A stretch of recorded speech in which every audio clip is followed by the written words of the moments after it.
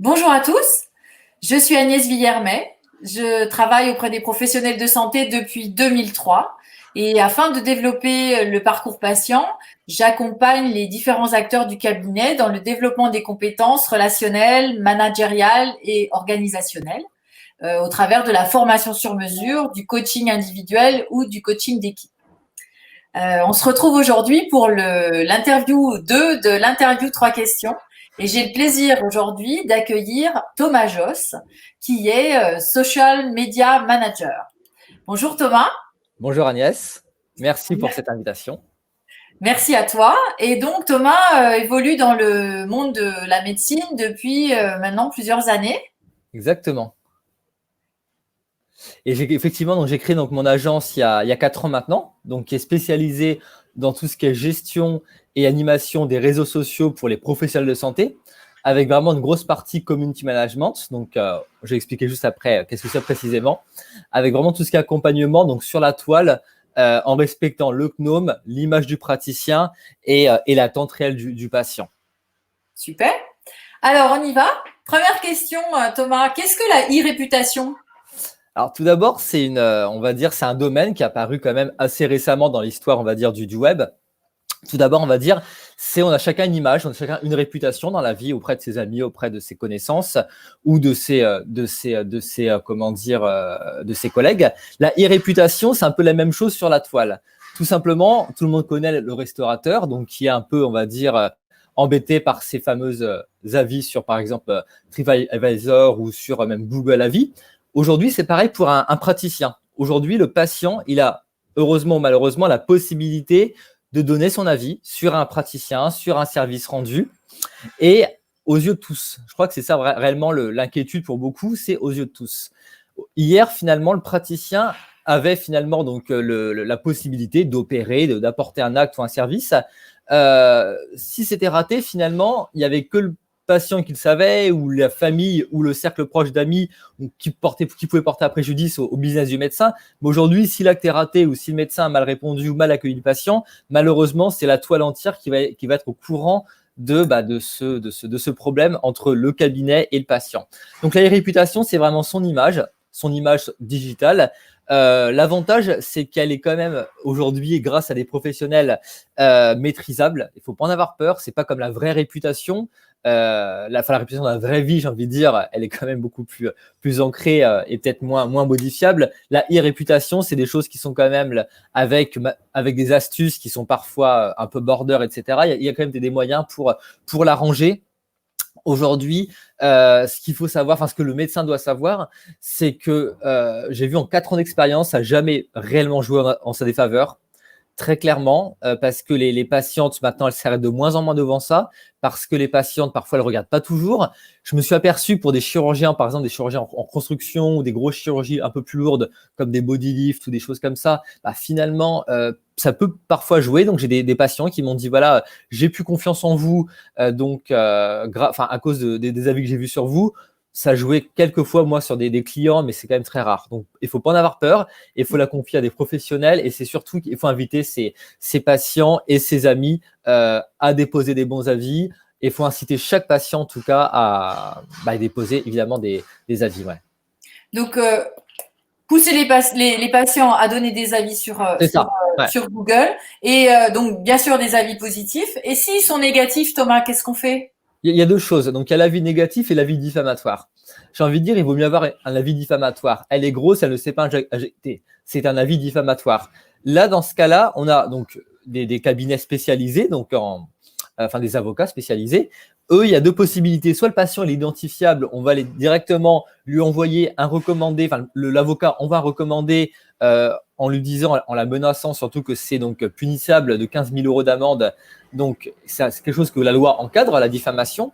Et à côté, par contre, la CNIL ou Google France peut supprimer d'eux-mêmes l'avis en leur signalant. Par contre, l'avis négatif, il n'y a que l'auteur qui peut l'enlever, donc il n'y a que la personne qui l'a déposé. Le médecin ne pourra pas l'enlever et pourra que y répondre. Il faut y répondre, quoi qu'il en soit. Moi, je préconise d'y répondre sans dévoiler le secret médical, mais jamais en faisant le dos rond. Il faut toujours dire les choses et il ne faut pas hésiter, bien sûr, parfois peut-être un peu à en rajouter, mais toujours de montrer que le praticien, il n'est pas un magicien, donc c'est un homme comme un autre. Il y a la science qui est derrière. Donc la patiente, oui, il n'a pas voulu m'opérer ou la consultation m'a coûté 100 € et derrière, il n'y a rien eu. Oui, mais parce que peut-être que ça ne rentrait pas dans l'indication, ou peut-être que c'était pas opérable. Donc, il ne faut pas hésiter à dire les choses et pour bien montrer, en tout cas, au lecteur de ses avis que le médecin est dans sa bonne foi.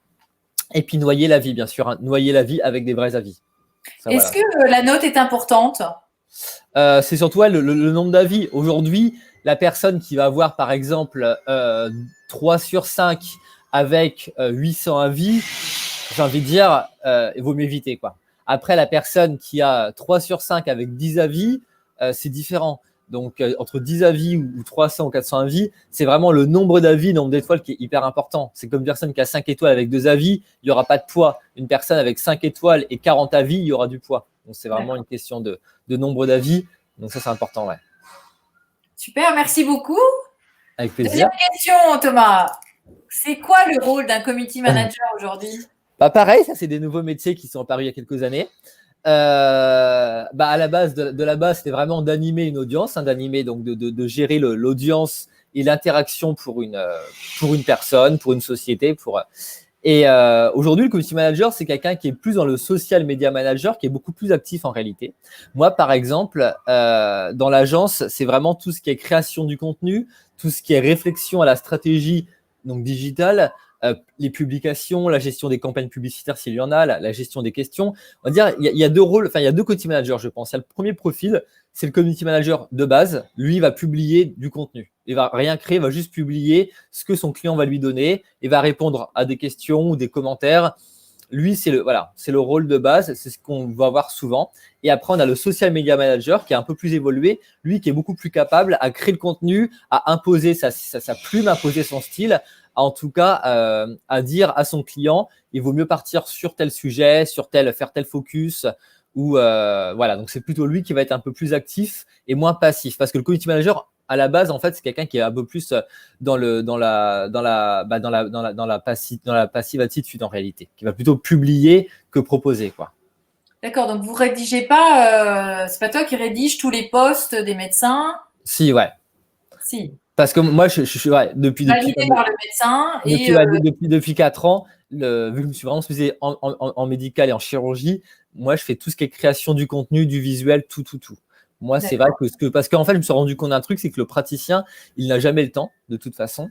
Et puis, c'est surtout qu'il a parfois pas envie. Et donc, l'idée, c'est pour un peu le décharger, c'est de tout lui faire pour lui.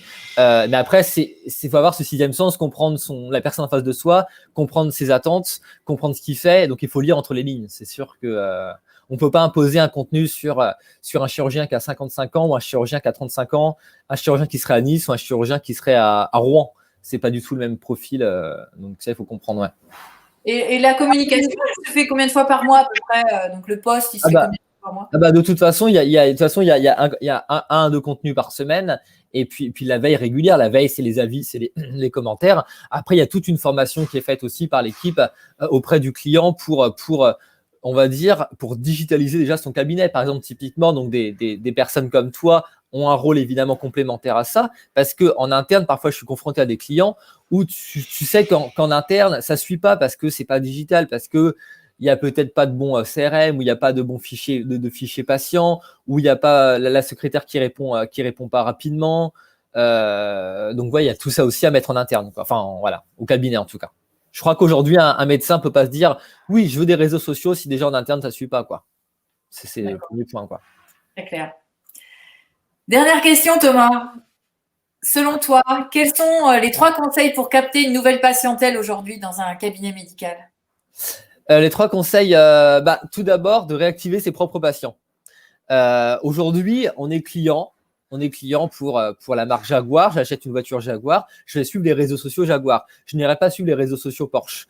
Donc, on a déjà finalement en marketing, on a son cercle de proximité qui va être beaucoup plus apte à redépenser. Donc, on réactive sa patientèle. Une patiente qui est venue il y a 10 ans pour une injection, ou il y a 5 ans pour un fil tenseur, finalement, on va la réinviter sur ses réseaux sociaux, du cabinet, donc créer une vraie communauté sur son cabinet.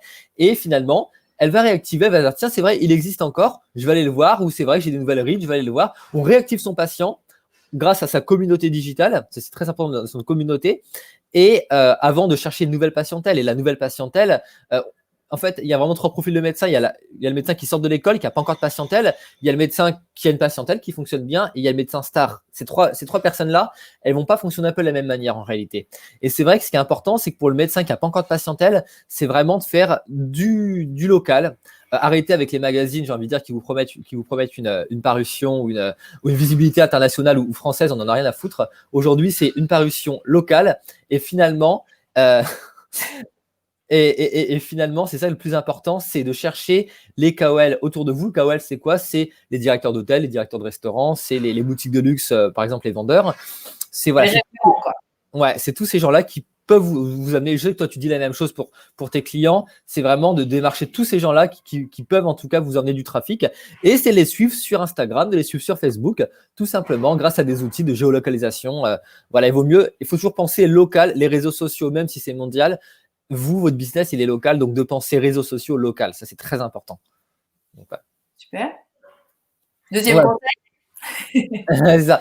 Et puis, une nouvelle patientèle, voilà, la patientèle, en tout cas, qui vous ressemble. N'adoptez pas un look ou une attitude qui n'est pas vous, tout simplement. Aujourd'hui, le millennials, je m'en fiche. Je vais pas m'adapter aux millennials parce que pour les séduire. Non, je suis praticien, j'ai 50 ans. Non, parce que ma patientèle, c'est des femmes d'affaires ou c'est des hommes d'affaires. Donc, j'ai mon attitude, j'ai mon style, point, je le garde. Et ça, il faut surtout pas. Moi, je vois beaucoup de praticiens, malheureusement en France, qui n'ont pas encore compris la chose. Qui sont devenus trop familiers, qui se vulgarisent parfois un peu trop, qui nivellent tout vers le bas. Ça, non, en fait, il faut pas, quoi. Je veux dire, la génération selfie, non, c'est pas bon, quoi. Enfin, le praticien peut faire un selfie avec des amis s'il a envie de temps en temps ou avec des collègues. Mais faire un selfie tous les jours parce qu'on dit qu'il faut faire un selfie, non, on n'est pas des gens, on n'est pas mannequins et puis on n'est pas du tout influenceurs, ça n'a pas le même rapport, quoi. Donc, faut pas tout mélanger, en fait. Réactiver sa patientèle. Exactement, ouais. Conseil, communiquer avec la bonne cible. En étant soi, ouais, avec la bonne cible, en étant soi. Et puis, le réseau social, voilà, c'est un outil.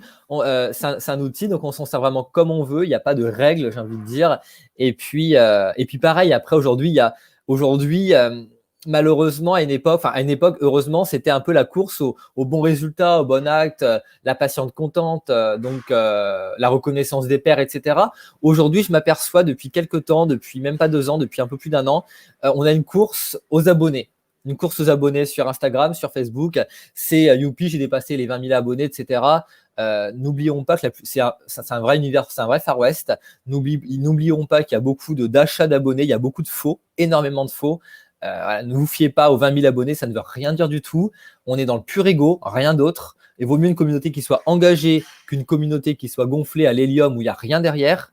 Voilà, donc faites attention aussi parce que là, j'ai de plus en plus de patients, mes clients ont de plus en plus de patients qui reçoivent des messages en privé, c'est vous avez des faux abonnés, vous n'êtes pas crédible. Donc aussi faire attention à ça au retour du bâton. Donc arrêtez avec vos délires de toujours avoir trop d'abonnés. Moi, par contre, je travaille avec une fille, une fille qui est une agence qui est bien et qui a un vrai outil en tout cas qui permet d'accroître avec des vraies personnes pareil dans la bonne proximité. Parce qu'aujourd'hui, quand on voit des comptes de médecins, quand on voit que c'est du chinois, du roumain ou l'arabe qui suit, j'ai envie de dire, il n'y a pas d'intérêt. Enfin, c'est des gens qui ont parfois des faux comptes ou qui sont à l'autre bout du monde. Donc, très franchement, c'est ridicule, quoi. Donc, penser local, c'est important, quoi.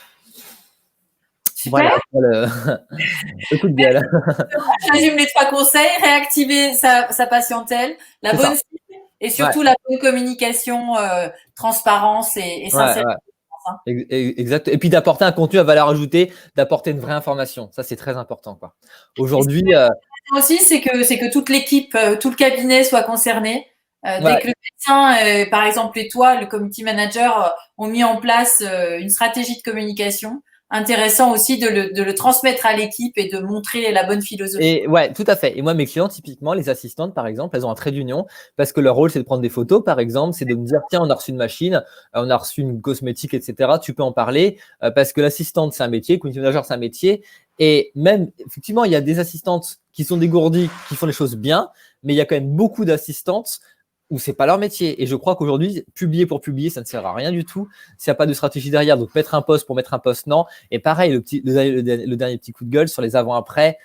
Aujourd'hui, il y a la facilité de l'avant-après. Aujourd'hui, le CNOM, quoi qu'il en soit, il interdit toujours les avant-après. Ça reste interdit. Ça aujourd'hui, c'est une réalité. L'avant-après, aujourd'hui, je crois que c'est à petite dose, pourquoi pas, mais en tout cas, ça apporte pas une forte valeur ajoutée et surtout, vous créez un fil et vous créez une vitrine qui est la même que tout le monde. Donc, évitez un peu parfois de faire trop d'avant-après. Essayez de vous différencier de vos confrères parce qu'aujourd'hui, ça lasse. Et ça, je suis en train de mener une petite étude là-dessus sur la réelle attente des patients. Et les patientes me disent, les avant-après, on en a marre, quoi, de voir tous les jours ce dictat de la poitrine rehaussée, ce dictat des lèvres bien refaites ou ce dictat du regard lumineux. Non, enfin, elles en ont marre, quoi. Donc, les patientes veulent apprendre des choses, elles veulent se divertir. Enfin, les réseaux sociaux, c'est apprendre des choses, enfin, apprendre. On apprend, je pense, aujourd'hui plus grand-chose sur Instagram. En tout cas, c'est se divertir, essayer d'apprendre des choses et d'être différenciant. Voilà, donc éviter un peu parfois les choses un peu comme tout le monde. Pas trop de chirurgie et quoi, un post sur de l'information, quoi. Ouais, ça peut être du lifestyle, ça peut être. L'idée, c'est ça, quoi. Faire attention, photos de vacances, photos de machin. En France, la patiente ne veut pas voir du sang, ne veut pas avoir d'opération à cœur ouverte, elle ne veut pas voir le médecin qui passe son temps en vacances ou avec ses voitures, quoi. Ça, c'est pas l'attente du patient français, quoi. D'accord. Donc voilà, ouais. Eh ben, merci beaucoup, Thomas. Avec plaisir. À bientôt. À très bientôt. Au revoir. À bientôt.